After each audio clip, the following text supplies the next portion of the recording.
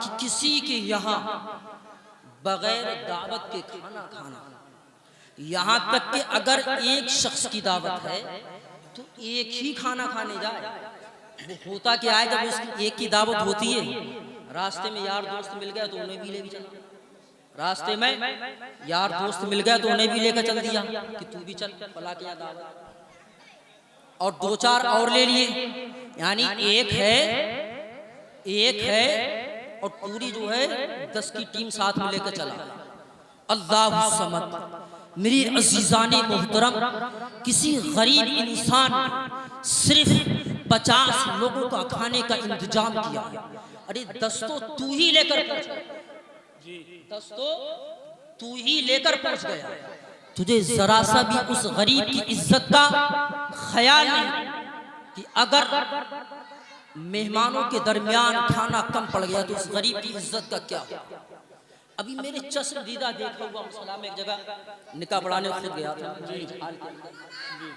جن کی بیٹی کی شادی تھی، کافی بڑا جو تھا انتظام تھا، خود بیان کر رہے تھے کہ جس محلے میں صرف 10 یا 5 یا 6 لوگوں میں نے دعوت کی ہے، اس محلے سے کم 100 لوگوں سے زائد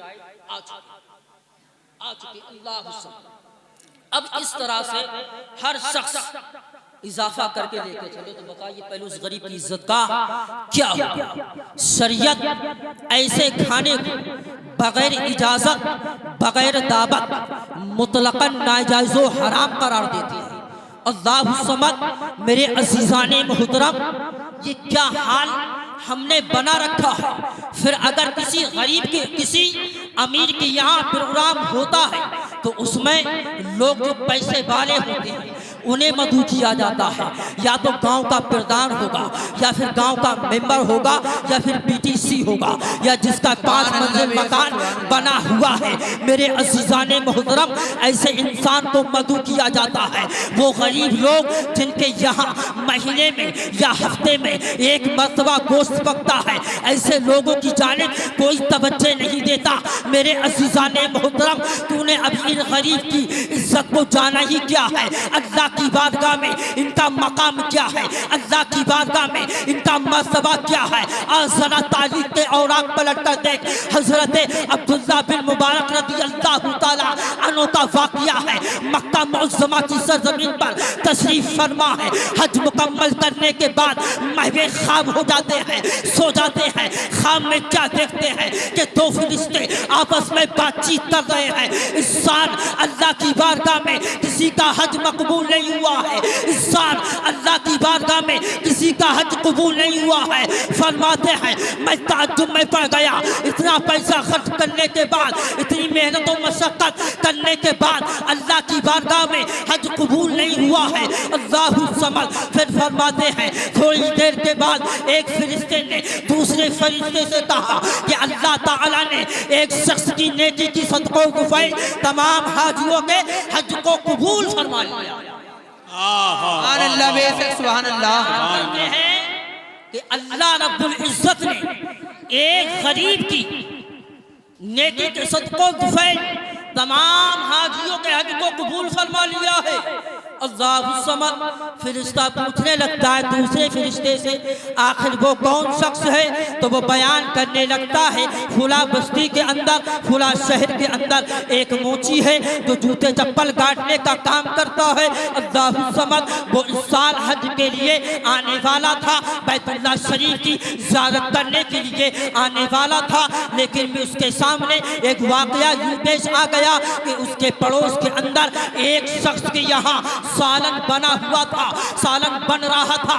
اس کی خوشبو جب اس موچی کے گھر کے اندر پہنچی تو اس کی بیوی نے اپنے شوہر سے کہا کہ برابر والے گھر کے اندر سے بہت اچھی خوشبو آ رہی ہے، بہت بہترین سالن بن رہا ہے، ذرا ایک پیالے کے اندر تھوڑا سا سالن لے آئیے۔ اللہ الصمد، میرے عزیزان محترم، وہ شخص یعنی کہ جوتا چپل کاٹنے والا انسان اپنی بیوی کے کہنے پر پڑوسی کے گھر پر سالن لینے کے لیے چلا گیا اور عرض کرنے لگتا ہے جو آپ کے یہاں بنا ہے سالن جو آپ کے یہاں پکا ہے اس میں سے تھوڑا سا مجھے دے دیجئے تاکہ میں اپنی شریک حیات کے ساتھ تناول فرما لوں۔ اللہ الصمد میرے عزیزان محترم اس صاحب مالک کا اس صاحب گھر کا ذرا جملہ سنیے گا، وہ ارشاد فرماتا ہے اے انسان سن، یہ میرے لیے تو جائز ہے لیکن تیرے لیے حرام ہے۔ وہ مجھے کہتا ہے صرف ایک پیالہ چاہیے، وہ عرض کرتا ہے یہ تیرے لیے حرام ہے اور میرے لیے جائز ہے۔ نعرہ تکبیر، نعرہ رسالت، فیضانی غوث آدم، فیضانی زندہ شاہمدار، مسلک اعلیٰ حضرت، خواجہ کا ہندوستان، کھائی کھیڑا کا سنی مسلمان، نعرہ تکبیر۔ اللہ اکبر۔ تو وہ جواب جب سنتا ہے تو بڑا متفرق ہو جاتا ہے کہ آخر کیا وجہ ہے کہ میرے لیے حرام اور اس کے لیے جائز ہے۔ تو پوچھنے لگتا ہے آخر کیا وجہ ہے، ایسی کون سی بات ہے اس سالن کے اندر جو میرے لیے حرام ہے اور تیرے لیے جائز ہے۔ تو وہ مالک یعنی مکان مالک عرض کرنے لگتا ہے 3 دن سے میں بھوکا ہوں اور میرے بچے بھی بھوکے ہیں، میرے گھر کے اندر کچھ نہیں پکا ہے، گھوڑے پر کرکٹ پر یعنی کہ ایک گدھا مرا ہوا تھا، 3 دن سے پڑا ہوا تھا۔ جب میرے گھر کے اندر کچھ کھانے کے لیے نہیں تھا، کچھ پکانے کے لیے نہیں تھا، تو میں نے تھوڑا سا گوشت اس کا کاٹ کر پکا لیا تاکہ اس کو کھا کر سکم سیر ہو جائے، تاکہ ہمارا پیٹ بھر جائے۔ اللہ الصمد، ایسی موت مرنے سے بہتر ہے کہ حرام غذا کھا لی جائے۔ میرے عزیزان محترم، اس شخص نے جب یہ جملہ سنا ہے تو اس نے جو حج کے لیے بیت اللہ شریف کی زیارت کے لیے جو پیسہ اکٹھا کیا تھا، بیان کرتا ہے کہ میں نے سب اس کو دے دیا اور اس سے کہا یہ سارا پیسہ اپنے اخراجات میں اس کو صرف کر لے۔ اللہ کو اس غریب کی نیکی اتنی پسند آ گئی، مولا تعالیٰ نے اسے حج اکبر کا ثواب عطا کیا اور اس کے صدقہ طفیل تمام حاجیوں کے حج کو قبول۔ سبحان اللہ، بے شک سبحان اللہ۔ اب ہوتا کیا ہے کہ عمومی طور پر جو غریب لوگ جو ہوتے ہیں تو ان کا جو ہے خیال نہیں رکھا جاتا ہے یار یہ اگر اس کی دعوت کریں گے تو کتنا پیسہ دے دے گا، پیسے کتنے لگوا دے گا، 50 روپے 100 روپے۔ لیکن ابھی ہم نے غریبوں کی عزت و بقا کو جانا ہی نہیں۔ امیروں کی دولت جو کام نہیں کرتی میرے عزیز، وہ غریبوں کی دعائیں کام کرتی، وہ غریبوں کی دعائیں کام کرتی۔ وہ لوگ ذرا توجہ دیں اور حیا کی نگاہوں سے ذرا سوچیں کہ جس انسان کو ہم نے اس کی مفلسی کے سبب چھوڑ دیا ہے، اللہ اس کے اگر عمل کو اپنی بارگاہ میں قبول فرما لے تو میرے عزیزان محترم اس کے نیکی کے صدقہ طفیل تمام حاجیوں کے حج کو قبول فرما لے۔ سبحان اللہ، بے شک سبحان اللہ۔ یہ غریبوں کا مقام ہے اور ہم غوث اعظم کے چاہنے والے ہیں، ہمیں اس بات کی بالکل پرواہ نہیں، اس بات کا بالکل خیال نہیں، بالکل خیال نہیں، بالکل بھی اس بات کا ہم خیال نہیں رکھتے۔ میری عزیزان محترم، حضور غوث اعظم رضی اللہ تعالیٰ عنہ کی اگر ہم فضیلت بیان کریں تو راتیں ختم ہو جائیں گی، لیکن ان کی فضیلت کو ہم بیان نہیں کرتے سے۔ سرکار اعلیٰ حضرت فرماتے ہیں واہ کیا مرتبہ اے غوث ہے بالا تیرا، اونچے اونچوں کے سروں سے قدم ہے اعلیٰ تیرا، سر بھلا کیا کوئی جانے کہ ہے کیسا تیرا، اولیاء ملتے ہیں آنکھیں وہ ہے طلوہ تیرا۔ میرے عزیزان محترم، حضرت غوث اعظم رضی اللہ تعالیٰ عنہ کی ارے فضیلت تو یہ ہے، حضرت شیخ حماد رضی اللہ تعالیٰ عنہ بغداد کی سرزمین پر حیات ہے۔ حضور غوث اعظم رضی اللہ تعالیٰ عنہ اپنے گھر سے بغداد کی جامع مسجد کے لیے روانہ ہے تاکہ بغداد کی جامع مسجد کے اندر جمعے کی نماز کو ادا کر لیا جائے۔ حضرت شیخ حماد آپ کے ساتھ میں ہے۔ میرے عزیزان محترم، کچھ دوری پر چلنے کے بعد راستے میں دریا پڑ جاتا ہے۔ حضرت حماد رضی اللہ تعالیٰ عنہ نے حضور غوث اعظم رضی اللہ تعالیٰ عنہ کو مزاحیہ طور پر کونی مار دی۔ غوث اعظم فرماتے ہیں جب انہوں نے کونی ماری تو میں پانی کے اندر گر گیا، مجھے شدت کی تکلیف ہوئی ہوئی لیکن میں نے ناراضگی کا اظہار نہیں کیا۔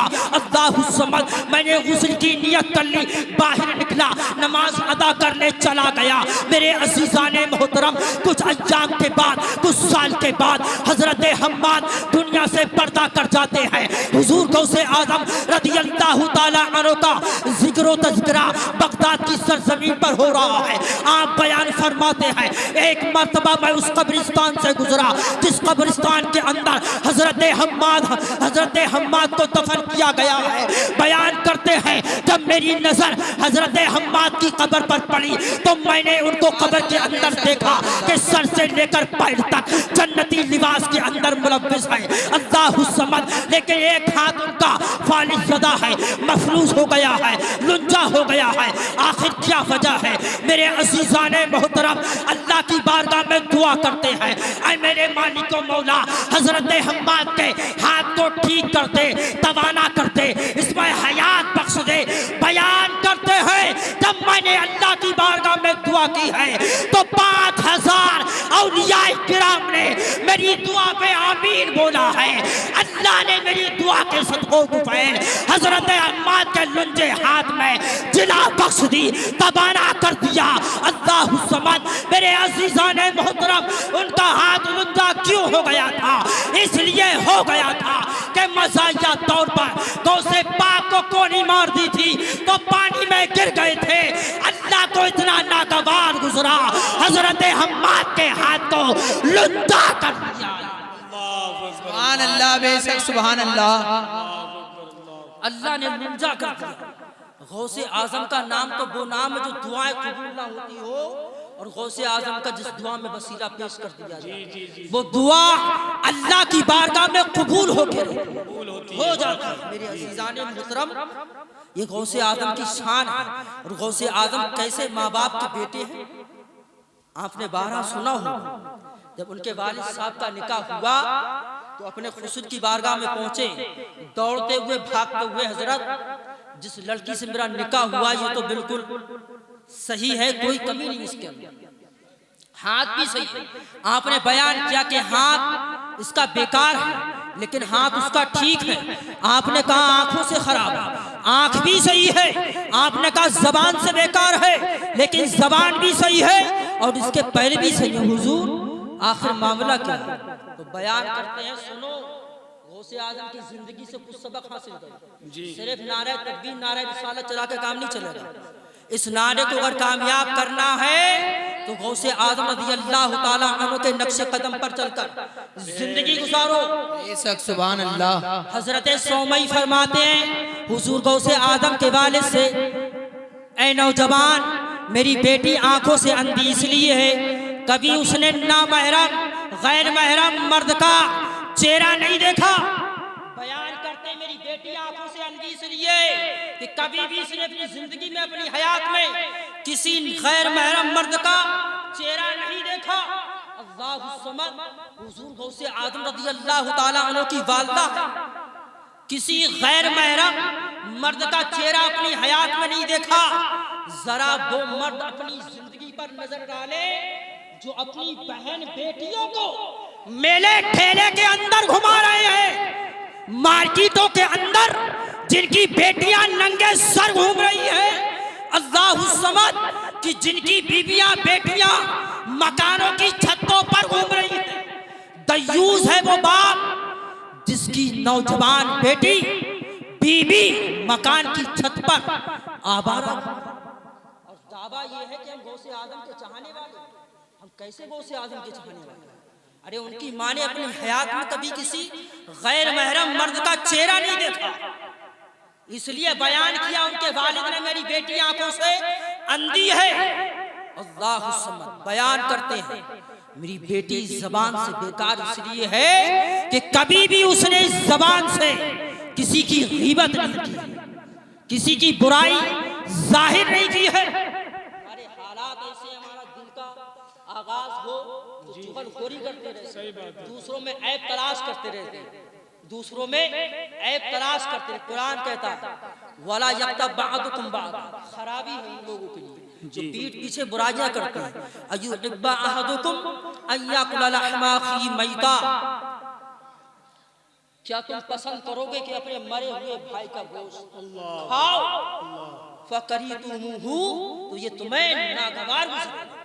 میری عزیزان محترم، اگر 10 لیٹر دودھ کے اندر صرف 5 قطرے پیشاب ملا دیا جائے تو کوئی بھی شخص اسے پینا گوارا نہیں کر سکتا۔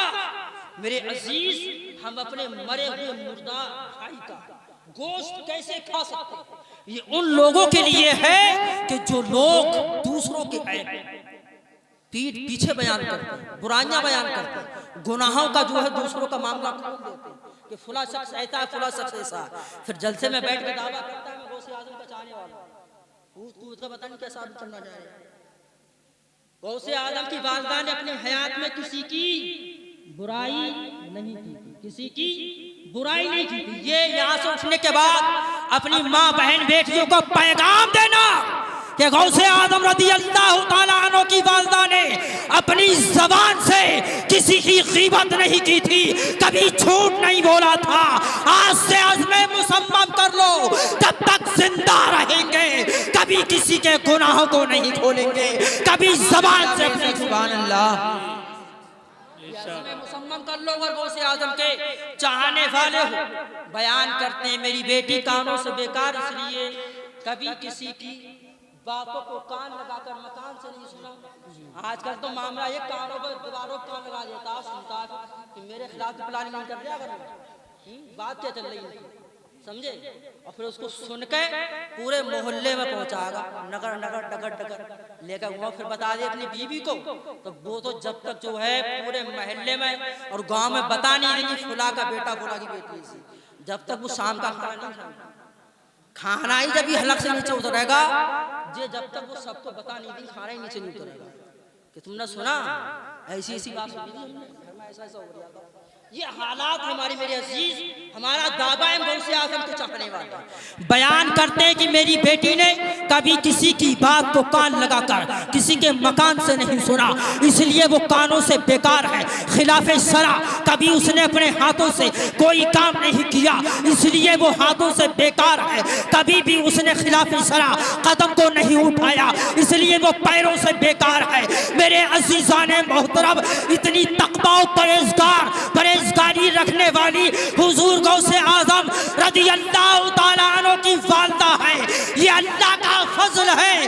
جب ماں باپ اتنے متقی پرہیزگار ہیں تو مولا نے بیٹا عطا کیا تو ایسا عطا کیا کہ تمام بلیوں کا سردار بنا دیا۔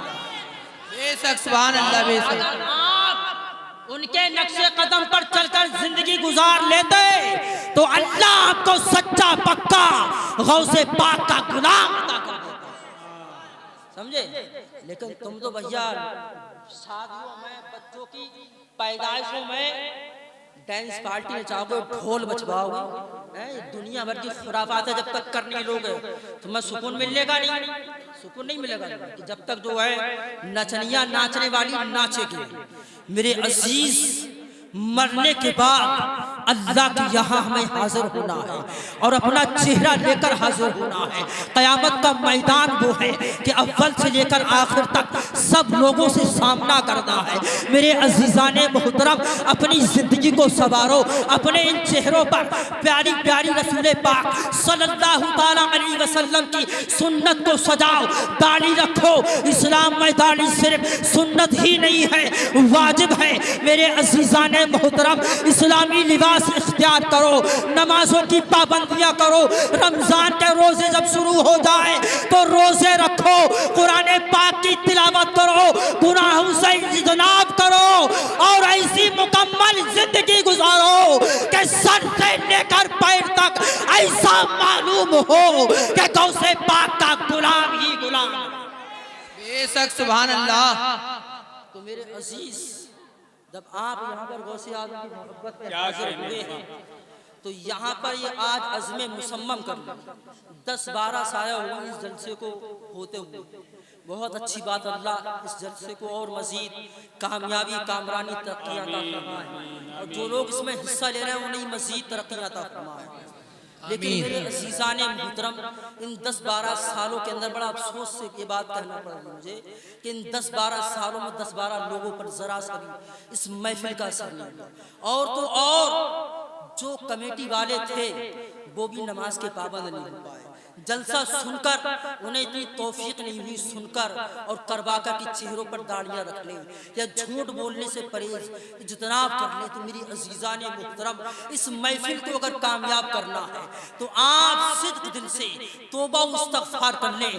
آقا فرماتے ہیں تائب من ذنبی کمن لا ذنب لہا، گناہوں سے توبہ کرنے والا ایسا ہے گویا کہ اس نے گناہ کیا ہی نہیں ہے۔ اور غوث اعظم کی شان تو یہ ہے، خود بیان کرتے ہیں میرا چاہنے والا جب تک مر نہیں سکتا کہ جب تک وہ اپنے گناہوں سے توبہ و استغفار نہ کر لے۔ اگر ہم سچے غوث اعظم کے چاہنے والے ہیں تو دل ہی دل کے اندر یہ عزم مصمم کر لو، اللہ کی بارگاہ میں رجوع کر لو، مولا تو میری تمام خطاؤں کو غوث پاک کے صدقے میں معاف کر دے۔ تو اللہ رحیم و کریم ہے، اپنے محبوب بندے کے صدقہ و طفیل آپ کی تمام خطاؤں کو درگزر کر دے۔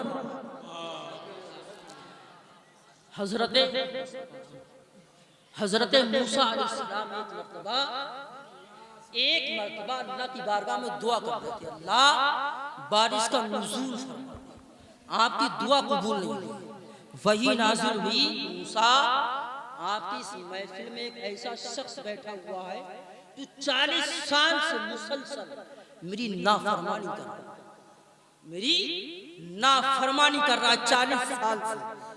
اس کے گناہوں کی نحوست کے سبب آپ کی دعا کو ملتوی کرتا ہے۔ اللہ میری عزیزان محترم، لوگ اس بات کا جو ہے اماموں سے سوال کرتے ہیں کہ دعائیں قبول نہیں ہو رہی، علماء سے سوال کرتے ہیں کہ دعائیں قبول نہیں ہو رہی۔ کبھی ہم نے اپنے دامن کرم میں جھانک کر نہیں دیکھا کہ ہمارے اعمال کیسے ہیں، کہیں ایسا تو نہیں ہماری بدعمالی ہماری دعا میں رکاوٹ کا سبب بن گئی ہے۔ اللہ الصمد، پوری محفل کے اندر ایک شخص ایسا تھا کہ جس نے 40 سال سے اللہ کی مسلسل نافرمانی کی۔ اللہ کی طرف سے وحی نازل ہوتی، موسیٰ ایک بندہ ایسا ہے کہ جو مسلسل 40 سال سے میری نافرمانی کر رہا ہے، اس لیے اس کے گناہوں کی نحوست کے سبب آپ کی دعا کو ملتوی کر دیا گیا ہے۔ حضرت موسیٰ علیہ السلام کھڑے ہو جاتے ہیں اور عرض کرنے لگتے ہیں، فرمانے لگتے ہیں، کون ہے وہ شخص جو 40 سال سے اللہ کی نافرمانی کر رہا ہے، ذرا کھڑا ہو جائے اور اس محفل سے دور ہو جائے۔ اللہ الصمد، وہ انسان دل ہی دل کے اندر پشیمان ہو جاتا ہے، شرمندہ ہونے لگتا ہے، اپنا سر اپنے کرتے کے اندر کر لیتا ہے اور اللہ کی بارگاہ میں دل ہی دل کے اندر عریضہ پیش کرنے لگتا ہے، اے میرے مالک و مولا، اے میرے الہ العالمین، اے میرے رب ذوالجلال، اس کائنات کو پیدا کرنے والے، اے تمام کائنات کے مالک و مختار، آج میری عزت کو تو رسوا ہونے سے بچا لے، آج میں ذلیل و خوار ہو جاؤں گا، میری عزت کا دامن چاک ہو جائے گا، آج میں تمام بستی کے سامنے بے عزت ہو جاؤں گا۔ اے میرے رب کریم، تجھے تیری رحمت کا واسطہ آج تو میری عزت کو بچا لے۔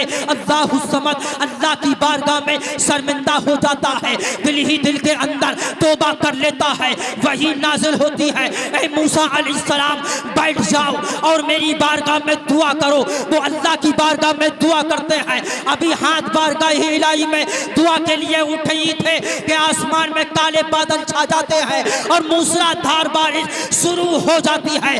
عرض کرتے ہیں میرے مولا آخر وجہ کیا ہے؟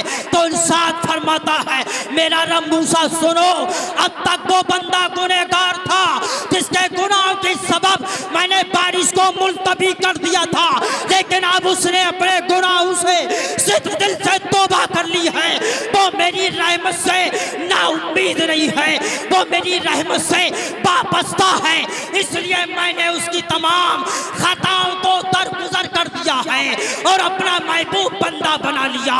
تو میں نے اس کی دعا کے صدقے میں بارش کا نزول۔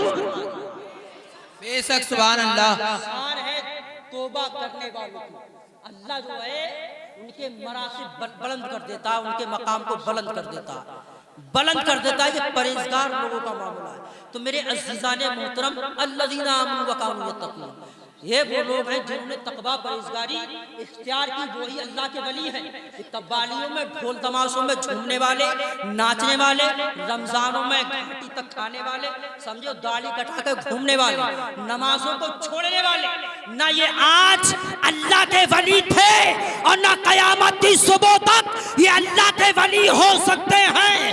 تو اللہ کا ولی ہوگا وہ اپنی حیات میں کوئی بھی قدم شریعت کے خلاف نہیں، اور جو ایک وقت کی نماز کو قضا کر دے وہ اللہ کا ولی ہو ہی نہیں سکتا۔ ولی بننا تو بہت دور کی بات ہے، ولایت کی اسے خوشبو میسر نہیں ہوتی، ولایت کی اس کی اسے خوشبو میں اپنی طرف سے نہیں کرتا، یہ غوث اعظم کا فرمان ہے، یہ غوث اعظم کا فرمان ہے جو ایک وقت کی نماز کو قضا کر دے جان بوجھ کر، ولی بننا تو بہت بڑی بات ہے میرے عزیزان محترم، وہ ولایت کی خوشبو میسر نہیں کر سکتا۔ آخر وہ لوگ کیسے ولی ہو سکتے ہیں جو بے پردگی کے ساتھ، جو اپنے سامنے بٹھا کر عورتوں کو مرید کرتے ہو، جو پیر عورتوں سے ہاتھ اور پیر دباتا ہو۔ اللہ الصمد، ارے حضور مفتی اعظم ہند علیہ رحمت و رضوان نے اپنی حیات میں جتنے بھی عورتوں کو مرید کیا ہے پردے کے ساتھ کیا ہے میرے عزیزان محترم، تو اللہ کا ولی ہوگا وہ شریعت کو ملحوظ، بے شک سبحان اللہ، اگرچہ مجذوف ہی کیوں نہ ہو۔ سرکار اعلیٰ حضرت فرماتے اگرچہ مجذوف ہی کیوں نہ ہو، مست جسے کہتے ہیں وہ بھی خلاف شریعت قدم نہیں اٹھا سکتا۔ یہ ناچنے والا، ڈمرو کے ساتھ گھومنے والا، 20 انگوٹھیاں پہننے والا، اور یہ قوالیوں میں ناچنے والا، نہ یہ آج اللہ کا ولی تھا اور نہ یہ کل اللہ کا ولی ہو سکتا ہے، ہو سکتا ہے۔ مفتی نعیم یار خان علیہ رحمت و رضوان فرماتے ہیں اگر کسی شخص کو اپنی ولایت چھپانا ہے، اگر اپنی پرہیزگاری پردے میں رکھنا ہے تو وہ مسجد کا امام بن جائے، چاہے وہ کتنا ہی بڑا زبردست اللہ کا ولی ہو، عوام اس پر بھروسہ نہیں کرے۔ کیوں؟ کیونکہ لوگ مسجد کا امام چاہے کتنا ہی تقوی دار ہو، پرہیزگار ہو، کتنا ہی بہترین ہو، کتنی اچھی تقریر کرے، کتنا ہی اچھا پیغام دے، لیکن عوام اس کے پیغام کو اور اس کی تقوی و پرہیزگاری سے کئی بار ہمیشہ اسے جو ہے حقارت کی نگاہ سے دیکھتی ہے۔ اللہ الصمد، یہی سبب ہے کہ آج ہماری عزت خاک میں ملی ہے۔ میرے عزیزان محترم، بس میں آپ سے یہی کہوں گا 5 وقت کی نماز کی پابندیاں کریں، جھوٹ سے پرہیز کریں، حرام غذا سے اجتناب کریں، چہروں پر داڑیاں رکھیں، اسلامی لباس اختیار کریں، شریعت کے مطابق اپنی زندگی گزاریں۔ وآخر دعوانا الحمدللہ رب العالمین، استغفر اللہ ربی من کل ذنب واتوب الیہ۔ بلند آواز سے پڑھیے گا لا الہ الا اللہ صلی اللہ